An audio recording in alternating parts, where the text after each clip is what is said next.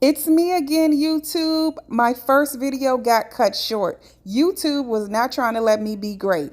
But, anyways, I have more information for you. Listen in. Here is part two. Like, I feel like I needed to go up a little bit higher. Where some people saying, "Oh, you'll be okay." So even though that the foundation is where it is right now, I might, after the foundation, kind of think of a way where that ground floor can be elevated up just a little bit more, just in case, because uh, it's on the beach, it's on the lake.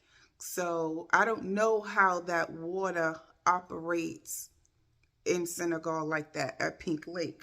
So that's something that I am thinking about and considering, um, allotting out some little extra money for that so that my foundation can be just elevated a little bit more. So yeah, we got that cover. I'm so glad I got that taken care of. Shout out to uh my guy Mamadou. Shout out to my brother Abdul and just everybody else that had really helped me there at Pink Lake. Shout out to my material guy in the beginning, me and GB.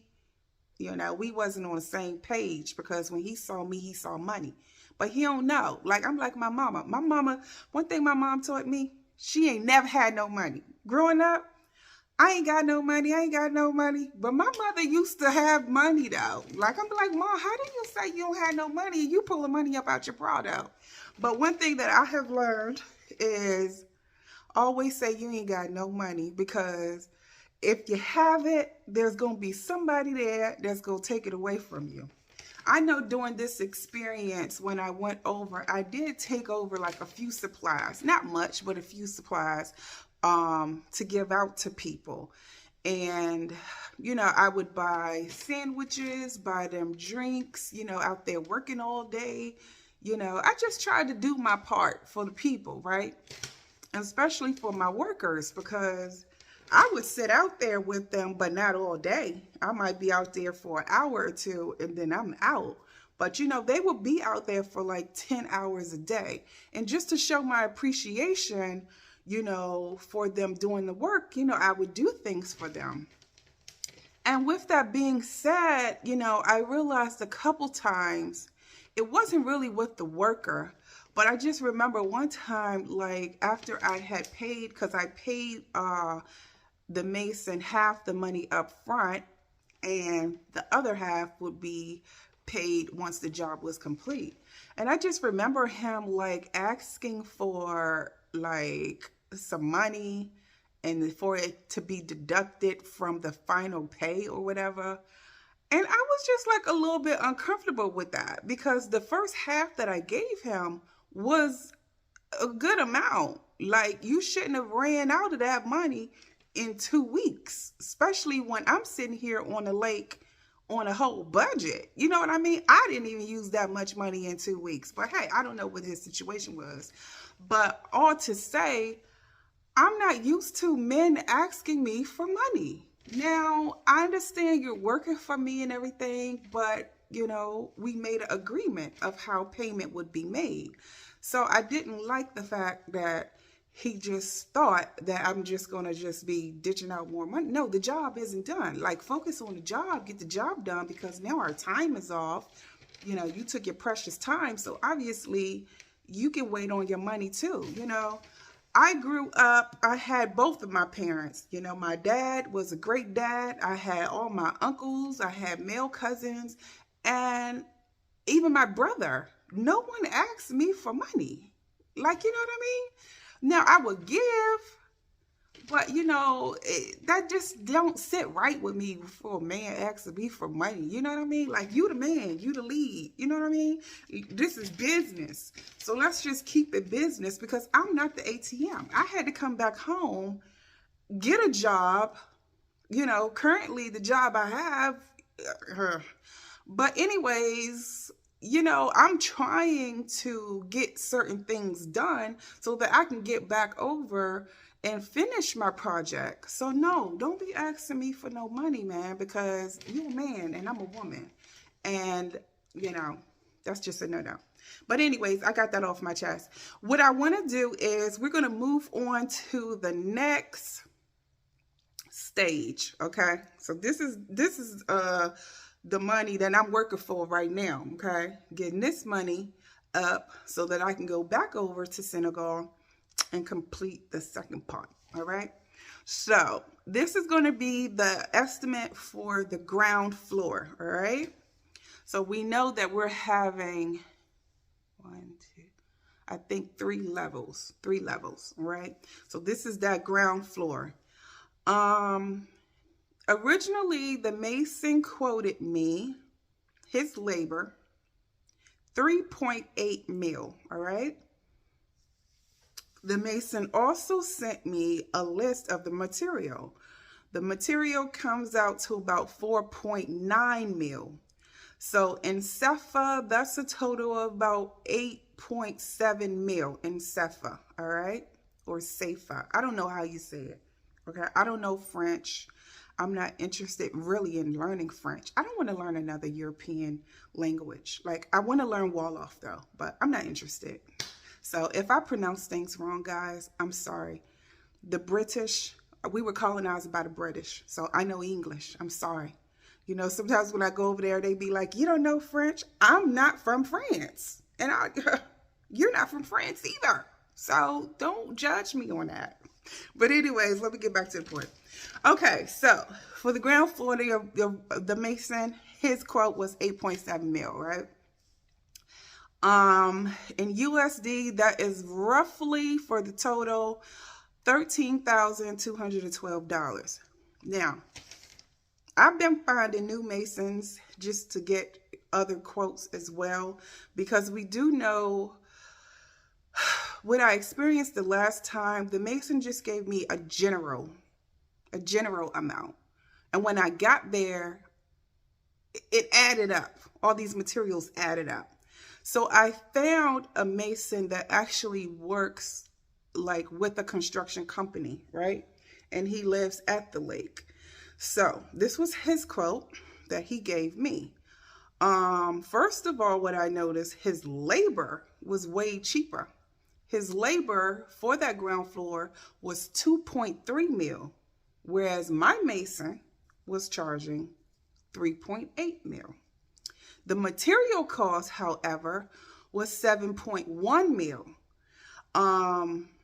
And the way that he broke it down, as you can see, even though it's in French, you can see how it's really, really broken down versus how the original mason broke his down.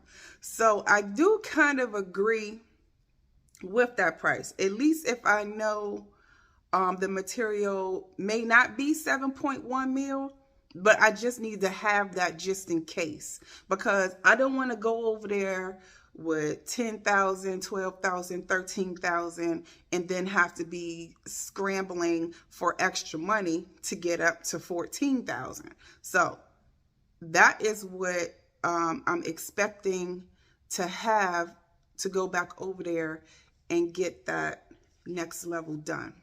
So I'm excited about that. You know, I've been working hard, trying to find other little jobs as well, because, I mean, people just feel like America is just going to save you from all of your worries, but no, you have to come over here and you have to work, all right?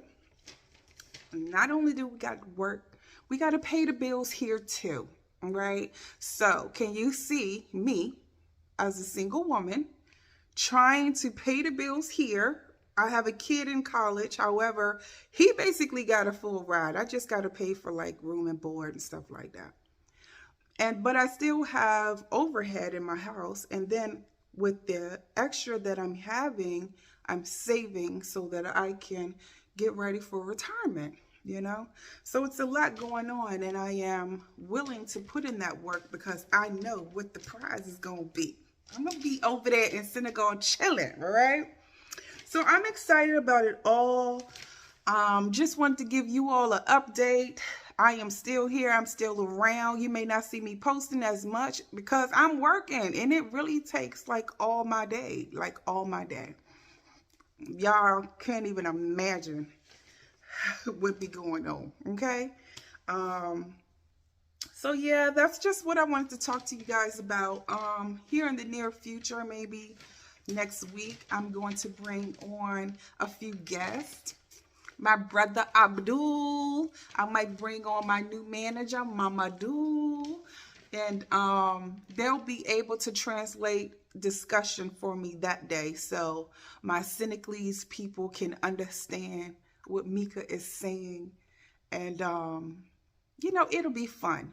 So our next little YouTube meeting will be with some guests. So we'll do something like live so that you guys can understand what I'm saying. All right. Until next time, YouTube, I really appreciate you for watching. I hope this can help someone somewhere, even if it just reach one. That's all that matters, because I don't want people, life is a learning experience, right? So the way that I'm doing it may not be the way that you want to do it, but hey, I'm just sharing my experience and how it goes. All right. Also keep in mind, my project is not on credit. I'm not taking out any bank loans. I'm not borrowing any money. Ain't nobody giving me no money. So it's strictly, I'm working for it to get it done. So I'm not selling my house. I'm not taking equity out my house. I'm just trying to get this process done on monies I make. And the reason being is because when I get over there to Senegal, I don't want to have any debt. Of course, I'm going to still have a house here that I'm going to have to pay mortgage for. Let's not even talk about that. But, yeah, I just don't want to have any debt. I don't want to have to worry about paying all this. So, no, I'm not doing this on credit. And that's just my choice. If you choose to do that, then that's your choice. But for me, I'm doing it this way. So, it is going to take a little bit longer. But I am... I'm gung-ho about it. So I'm going to get it done. And inshallah, I hope everything goes as it is supposed to go. I'm not even going to say everything goes smooth. I just want it to go the way that it's supposed to go. And I appreciate everyone for helping me through this journey. I appreciate everyone for cheering me on. I know everybody's waiting. I'm waiting too. Okay, I can't wait for the visitors. Some of y'all visitors though, y'all talked about, oh, I'm coming over there to Africa. You ain't even came to Atlanta. So how you coming to Africa? But anyways, we ain't gonna go there today. We'll go there another day. But all is well. Peace, love, and happiness, YouTube. And thanks for watching. Peace.